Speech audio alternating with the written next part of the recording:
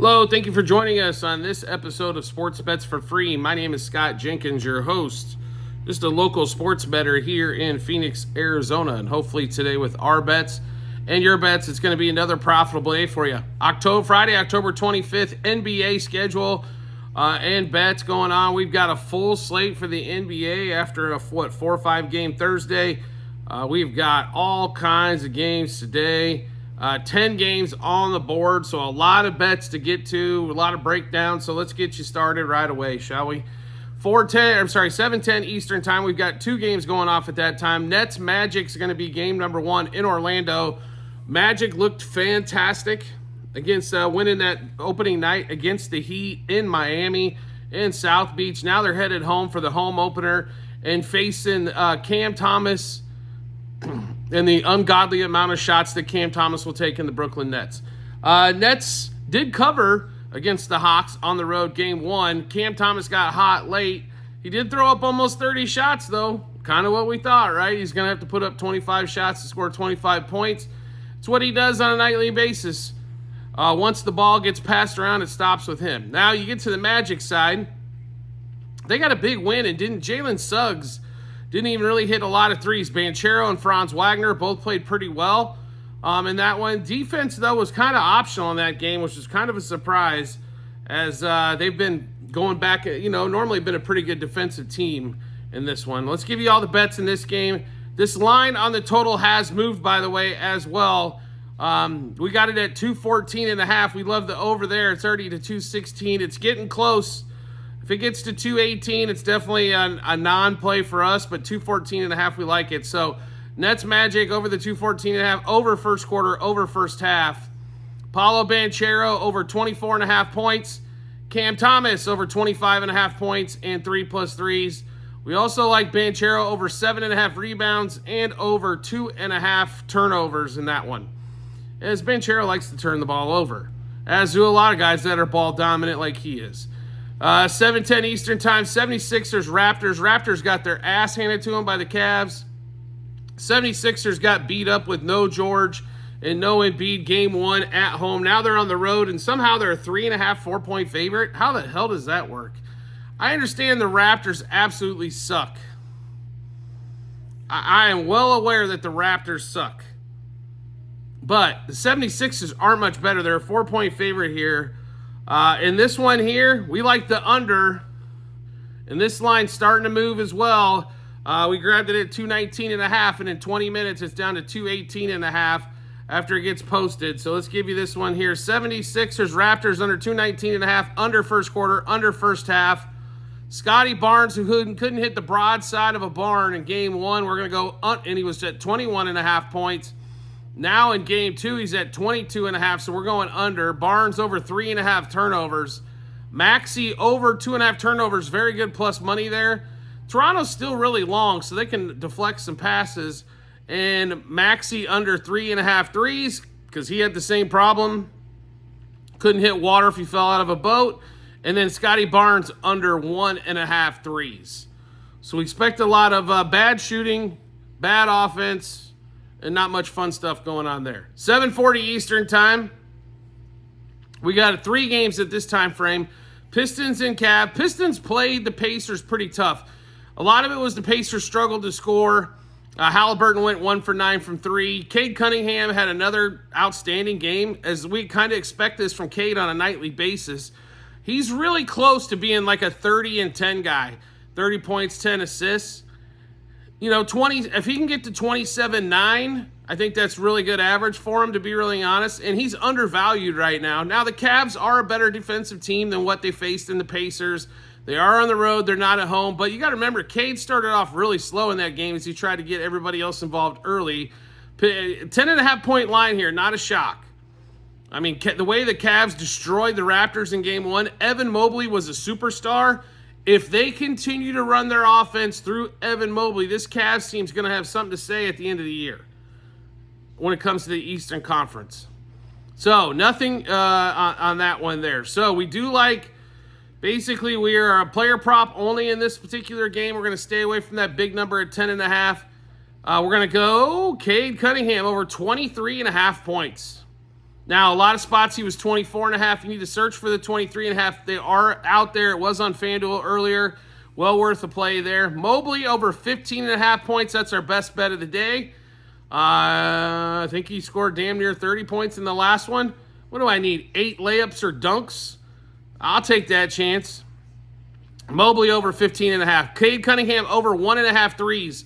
It is juicy. A lot of the books are moving to 2.5 at bigger plus money. Take the easy money at over 1.5 threes. He should be good for 2 threes every night. Question is, does he get to 3? Cunningham over 7.5 assists. This number, by the way, will be a lot higher than this as we go along through the season. Next game up. Pacers, Knicks. This line's moving as well. I don't know why people are on the Knicks. Did you guys see what they looked like against the Celtics? Are they a better team than the Pacers? Probably. Excuse me. Let me put it this way, though. The Pacers couldn't have shot any worse and still beat the Pistons on the road. Now they're headed to New York. This is a series that they won from the Knicks, by the way, last year. Here's the deal with the Knicks. Starting five's very good, but it's going to take a minute for Big Cat, Miles Bridges. Those guys get accustomed to the offense with Jalen Brunson. Their depth, though, is definitely a problem where it didn't used to be. And I'm sorry, Big Cat does not really fit what this team wants to do, supposedly play defense. Now they're trying to turn this thing into an offensive juggernaut there at the Knicks. I don't know if that fits overall with their total overall scheme. But give us the Pacers +6. Pacers first quarter, Pacers first half. Halliburton over 18.5 points. We expect he's going to have a positive shooting night. Instead of that 1 for 9 from 3 crap we saw. Halliburton over 2.5 threes. Brunson also over 2.5 threes. Halliburton over 1.5 turnovers. I think it's awful juicy, but it should be 2.5 there every night. I'm not sure why 1.5 even popped. Halliburton over 8.5 assists. Maybe when he drops a dime to somebody, they can actually make a shot in this game here. And that one. So, like I said, Pacers and Halliburton, Brunson for threes. We think gets the job done, and the bet's there. Next game up, Hornets, Hawks. Hornets, big win on the road at the Rockets. Totally bamboozled us. Rockets took care of first quarter, first half. Hornets made a big comeback in the second half. The Hornets have nobody on the interior. Sengun missed about 20 shots from 5 feet in, and he's like 8 foot tall. They got nobody above 6'8" on this damn Hornets team, and for some reason he couldn't figure out how to just dunk it or lay it in. Now, they're going against the Hawks here.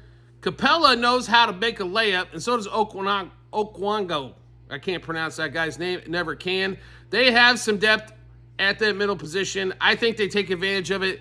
These dudes are not bad footwork like Sengun, where he's always going off the wrong foot. And somehow Sengun got paid $200 million. Somebody figure that freaking contract out for me. I know the Rockets got money to spend, but damn, really? That dude? We couldn't find nobody but that guy? I know he's tall, but he's not good defensively. He's okay on the boards. He had 11 boards in the first quarter against a bunch of guys half of his size, and still only ended up with 18 boards. Should have had 25 rebounds in that game easily, but somehow couldn't get there. Hawks favored by 5.5 at home. They couldn't cover against the Nets. Why would we think they would cover against the Hornets? We're not playing a side or a total in this one. We do like a lot of props, though, so let's get those for you. Let's see here. LaMelo Ball over 24.5 points. He screamed by his 23.5 number in game 1. LaMelo looks strong out of the chute. Clint Capella over 11.5 points. Okongwu, or however you pronounce it, the big dude from Atlanta, the backup, over 11.5 points for him as well. We expect them to feed the middle against that lack of size that the Hornets have quite a bit. LaMelo over 7.5 assists. He screened by that number again in game 1, and they put it back at 7.5, so why the hell would we not take it? Capella over 10 rebounds. Okongwu over 6.5 rebounds in that one as well.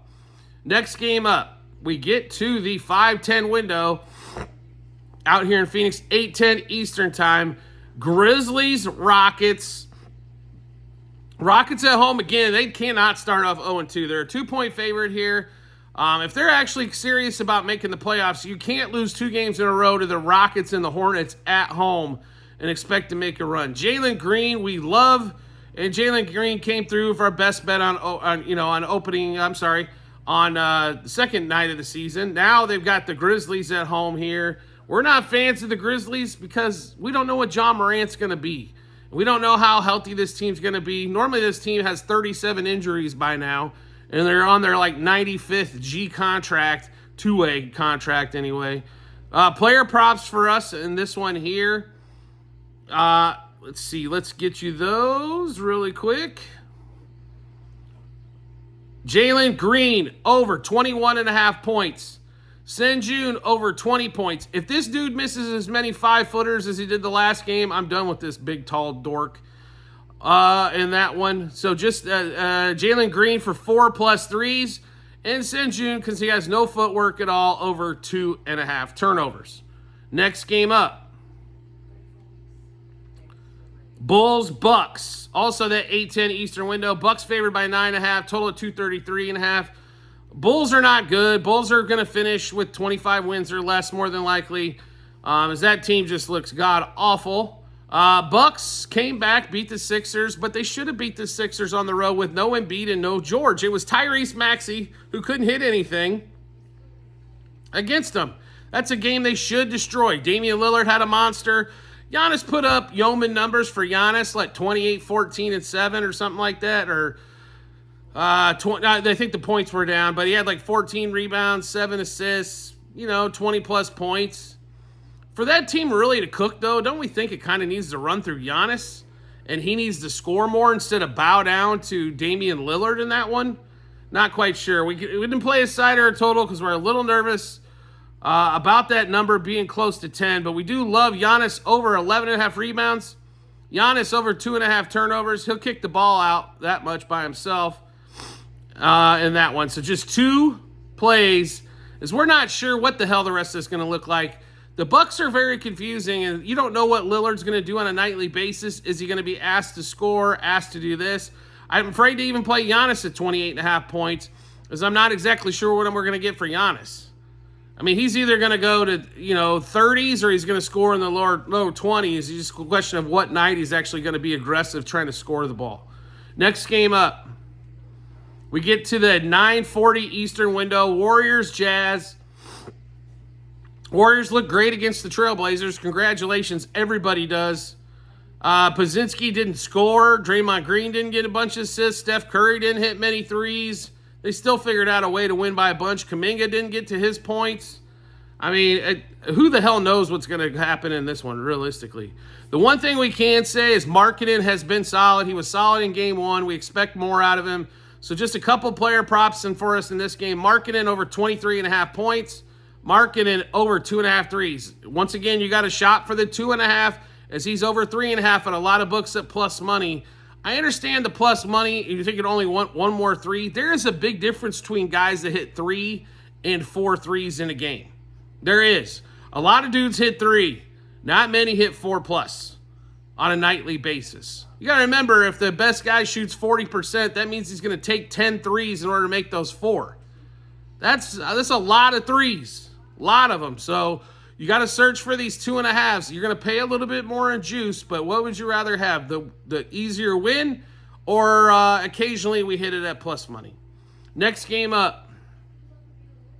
Suns, Lakers. Let's put it to you this way. Suns played horribly in game 1 against the Clippers on the road at the Intuit Center. It was fabulous to see on TV. Steve Ballmer built a palace. It's awesome. To have to go to overtime to beat James Harden in the Miracles was disappointing. Devin Booker fouled out? What?